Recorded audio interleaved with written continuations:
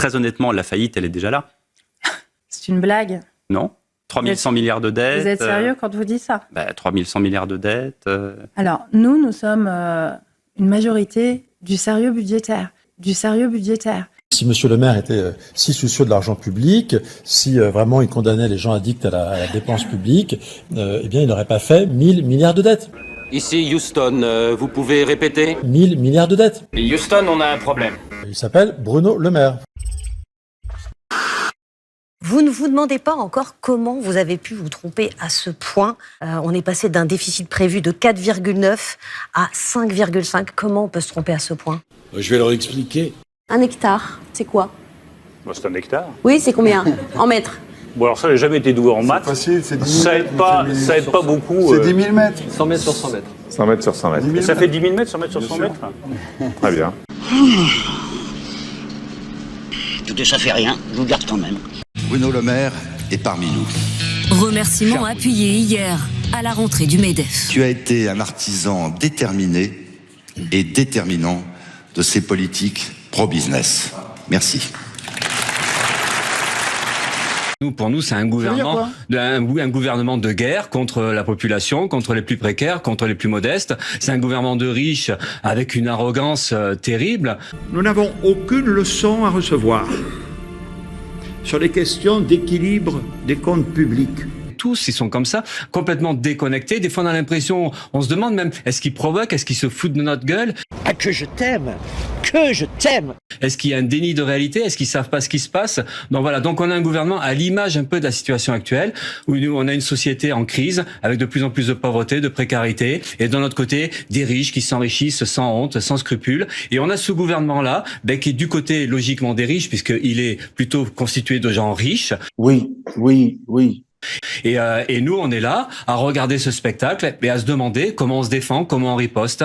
Et c'est là où il y a une sorte de guerre sociale, de guerre de classe. Et nous, le problème qu'on a, c'est comment on se défend par rapport à ces gens-là. Et Dati, c'est un des éléments de ces gens qui sont pour nous des adversaires politiques de fond, quoi. Bon, allez, ça suffit. Papier, carte de séjour. Ils écrasent les petites gens. Ils n'ont que ça. Ils ne voient pas, ils ne nous écoutent pas. Ils nous méprisent. Emmanuel Macron a fait une politique de l'offre massive. Ils en ont profité. Cette année, de mesures très pro-business, extrêmement favorables. Les patrons n'avaient jamais vu ça. Ils ont eu presque tout ce qu'ils demandaient en termes de baisse d'impôts, suppression de l'ISF, baisse d'impôts sur les dividendes. Donc Emmanuel Macron a fait une politique de l'offre massive. Ils en ont profité. Aujourd'hui, l'ultralibéralisme, il est partout, y compris dans le monde du spectacle et des médias. C'est pour ça que les artistes ne s'engagent plus. Mais évidemment, vous voulez tenir votre place. Ferme ta grande bouche.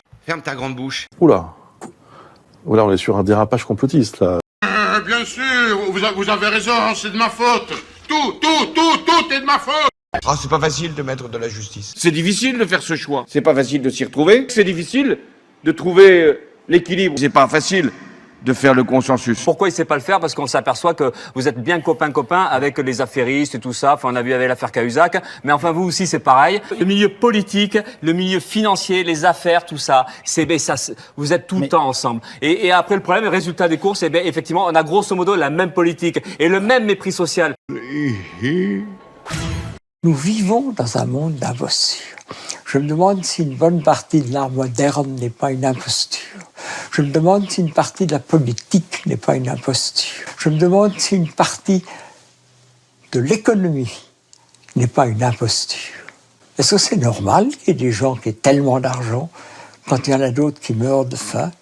Vous allez me dire que je suis de nouveau du côté de Mélenchon. C'est quand même pas normal, il y a de l'imposture là-dedans. En France, on n'a pas de pétrole, mais on a les dépenses publiques et les impôts les plus élevés du monde. Le principal ennui est que cette pression fiscale ne suffit même pas à l'État pour assurer son train de vie. Alors que le sort des générations futures ne cesse d'occuper les esprits, une question reste mystérieusement taboue. La dette de l'État. Une dette de plus de 3 000 milliards d'euros qui pèse sur tout le monde sans jamais paraître concerner personne. On peut encore dire que c'est la faute des Arabes. La France connaît ainsi l'extraordinaire paradoxe de conjuguer la dépense publique la plus importante du monde sans que ni les fonctionnaires ni les contribuables n'y trouvent leur compte. Qu'est-ce que vous faites du pognon ? C'est ça, c'est la question que tout le monde se pose. Comment en est-on arrivé là ? c'est la faute des Arabes. La réalité, c'est qu'Emmanuel Macron, c'est une coquille vide. Bonjour à toutes et tous. Où chacun arrive avec des propositions qui peuvent être tout aussi différentes les unes que les autres, mais on ne sait pas où on va. Et je pense que c'est dangereux pour le pays. Je pense que cette candidature, sans projet, sans proposition, sans vision, c'est dangereux parce que c'est ce qu'on a connu depuis très longtemps et ça se solde toujours par des déceptions. Monsieur Bruno Le Maire, ministre de l'économie. Emmanuel Macron, c'est l'homme sans projet, parce que c'est l'homme sans conviction. Je vais vous le dire de manière le plus claire possible. Pour ma part, je suis de gauche. Je suis de gauche. Je suis de gauche. Macron, on va l'avoir, hein. On va l'avoir, hein. On va l'avoir, hein. L'honnêteté m'oblige à vous dire que je ne suis pas socialiste. Mais, je veux dire, quelle importance? Je suis gauche, moi. Hein, je suis gauche, je suis pas droite, moi. Hein, on vote la gauche, mais c'est encore pire. Non, mais qu'est-ce que c'est que ce bordel-là? C'est un projet clairement de droite, j'assume. Non, je ne suis pas un homme de droite. Moi, la droite que je veux incarner, c'est une droite fière et digne. J'ai l'impression qu'on me prend pour un idiot, c'est tout. Et tous ces mensonges, ça me brise le cœur. Vous ne protégez pas les gens, vous protégez le béton et l'argent. Et voilà le pays des droits de l'homme devenu bourreau, pire pays d'Europe pour la répression policière des militants environnementaux. Comble de la honte pour notre pays, les voix pour la paix continuent d'être réprimées. Nous en avons parlé maintes fois dans cette conférence, dans ces conférences de presse hebdomadaires, mais vous avez vu que maintenant, des gens qui ont juste des pins avec une pastèque ou même des kéfiers se retrouvent avec des amendes. This is pure anti-Semitism. On enchaîne les... Ah bah sinon on enchaîne. Bon, on verra. Bon, on on va verra s'adapter. pas De toute façon, je t'ai dit, Netanyahou, il va nous mettre dedans. Netanyahou, il va nous mettre dedans. Quelqu'un parle Julien, très bien. je calibre en fonction. Je me suis demandé si ce sujet allait être mis en exergue. On est en C'est bon, direct. je te reçois. Bonsoir à tous. Bonsoir à tous. Et ben voilà, ça arrive. Ce sont les aléas du direct, comme on dit. Ravi de vous retrouver sur l'antenne de CNews. De toute façon, je t'ai dit, Netanyahou, il va nous mettre dedans. Netanyahou, il va nous mettre dedans. Et c'est la vérité. T'es d'accord, t'es pas d'accord, je m'en fous. On en a ras-le-bol des idées pourries de l'extrême droite, on en a ras-le-bol des idées pourries de l'ultralibéralisme, et on a même ras-le-bol des commentaires à la con qu'on peut avoir dans tous les médias aujourd'hui. Uniquement Renaissance. La renaissance de la France.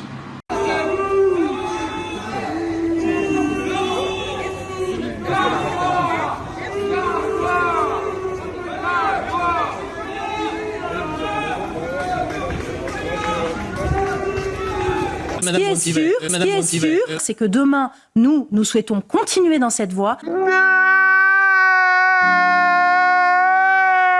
Si aujourd'hui nous avons un niveau de dette élevé, c'est pourquoi? C'est parce que j'ai sauvé l'économie française, Benjamin Duhamel. Vous pourriez mettre ça aussi à mon actif.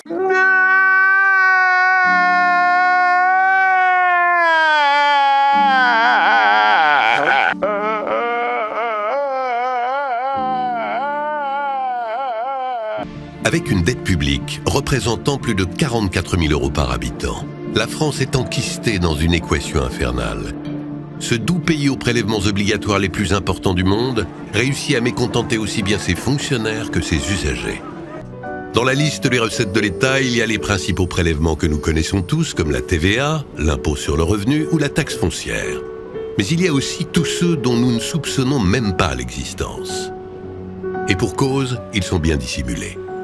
Si bien d'ailleurs que nous n'en entendons jamais parler. De l'achat d'un plein d'essence à celui d'un réfrigérateur, en passant par le dentifrice, le vin, le sucre, l'électricité, le logement ou les cigarettes, chaque élément de notre vie quotidienne est rythmé par les taxes. Pendant notre vie et même après, puisque l'enterrement sera pour votre commune l'occasion de renflouer ses caisses, l'inhumation, la crémation et le convoi funéraire font ainsi par exemple l'objet de 3 prélèvements différents. Mais peut-on seulement savoir pourquoi on paie ? Plus c'est gros et mieux ça passe. On paie des impôts finalement tout au long de la vie. Sur ce qu'on gagne évidemment, sur ce qu'on consomme, sur ce qu'on possède, sur ce qu'on vend. Et il ne faut pas oublier que la première ressource de l'État, c'est justement la TVA. Donc en fait, tous les Français sont contribuables. Et c'est un peu comme si les dirigeants avaient appliqué au pied de la lettre la fameuse recommandation du ministre de Louis XIV Colbert, qui disait que la collecte de l'impôt consiste à plumer loi sans qu'elle crie. Et bien en fait, on a l'impression que justement les pouvoirs publics exercent un certain nombre de techniques pour éviter que les Français prennent conscience qu'en fait, l'argent public les concerne, puisque non seulement ils y participent tous, et en plus, ils ont le droit de demander des comptes à leurs élus. De quinquennat en quinquennat, la France tombe toujours plus bas. Et notre système politique est à bout de souffle. Le public de Liverpool n'a pas épargné le gouvernement français. Regardez cette banderole déployée en tribune avec Gérald Darmanin et Amélie Oudéa-Castéra représentée avec des nez allongés façon Pinocchio et un simple mot, menteur. Non, les gendarmes n'ont pas lancé de LBD en quad. Vous savez, ces quads qu'on voit arriver, ils étaient utilisés pour lancer des grenades en effet lacrymogènes pour repousser les personnes. Non, les gendarmes n'ont pas lancé de LBD en quad. La loyauté est un principe. J'ai été loyal toujours dans ma vie politique. Vous êtes du côté de ceux qui ont le pognon et vous avez décidé de faire payer les pauvres parce qu'ils sont les plus nombreux. Suite à l'explosion des factures d'électricité qui touchent de nombreuses familles en difficulté, Bruno Le Maire a décidé de frapper fort. On apprend ainsi que le ministre de l'Économie et des Finances, afin de faire face à l'explosion des prix de l'énergie, a déposé à l'Assemblée nationale une directive annonçant la distribution dans un premier temps à 10 millions de Français d'un vélo créateur d'énergie, qui leur permettra une économie non négligeable selon le ministre de l'Économie. Dans un second temps, 20 millions de vélos similaires seront distribués gratuitement dans tout le pays. Si aujourd'hui nous avons un niveau de dette élevé, c'est pourquoi? C'est parce que j'ai sauvé l'économie française, Benjamin Duhamel. Vous pourriez mettre ça aussi à mon actif. Je ne veux plus parler parce que c'est grave. Laissez-moi aller dormir. Que vous écoutiez BFM, que vous écoutiez France Info, chaîne publique, chaîne privée, c'est de la merde. Non, c'est Cloug.